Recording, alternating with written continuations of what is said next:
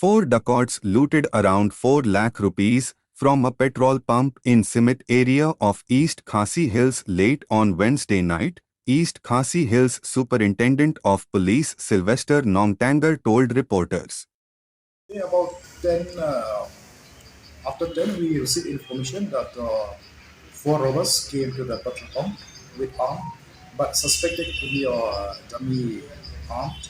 So immediately the officers from Nongtanger rushed to the spot to see what happened and also to see where they have gone. And in fact, the officers has pursued also the road where they have left. They have left on foot. So the matter still under investigation and will hopefully will solve the case. Any can say because the matter still under investigation. So right now we cannot jump to conclusion and we'll see. Anyone injured in this? No, no one fired. They don't fire and they just come and do it.